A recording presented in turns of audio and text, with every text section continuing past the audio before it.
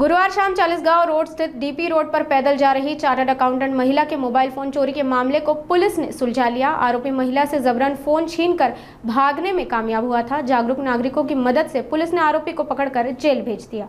Chalisgaon road पर विठल नगर में रहने वाली चार्टर्ड अकाउंटेंट रेखा पाटिल डीपी रोड से पैदल जा रही थी। तभी भीड़ का फायदा उठाते हुए आरोपी ने महिला के हाथ से जबरन उसका फोन छीन लिया। शोर मचाने के बावजूद आरोपी भागने में सफल रहा।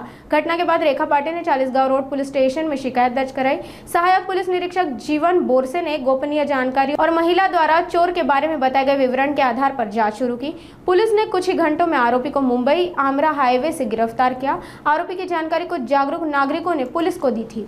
काल दिनांक 27/3/2025 रोजी एक तक्रारदार पोलीस स्टेशन येथे आले होते। त्यांचं नाव होतं रेखा प्रल्हादराव पाटील। यांचा मोबाईल हा चाळीसगाव चौफुलीपासून एका अनोळखी इस्माने खेचून चोरून नेलेला होता, बळजबरीने चोरून नेलेला होता आणि त्यांनी आम्हाला पूर्ण वर्णन वगैरे आरोपी सांगितले। आम्ही त्याप्रमाणे तात्काळ गुन्हा दाखल करून चाळीसगाव रोड पोलीस स्टेशन येथे गुन्हा दाखल करून आम्ही त्याचा शोध सुरू केला। स्थानिक नागरिक सतर्क आहेत, त्यांनी आम्हाला थोडी माहिती दिली काही काही संशयित माणूस आहे।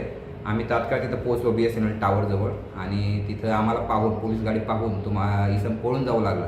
त्याला पाठला करून आम्ही ताब्यात घेतलं आणि ते झडती घेतली असता त्याच्या ताब्यातून जो चोरीस गेलेला आहे मोबाईल तो मिळून आला। त्याच्या पाठीमागे फिर्यादीचा आधार कार्ड सुद्धा आम्हाला मिळून आलं। त्यावरून आमची खात्री पटली की सदर मोबाईल हा चोरीचा आहे।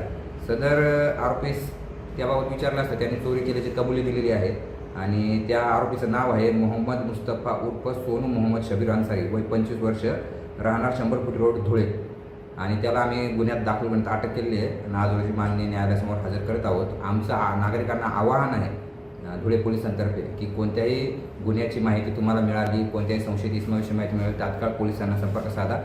त्यामुळे लवकरात लवकर गुन्हे उघडकीस येण्यात मदत होईल। धन्यवाद।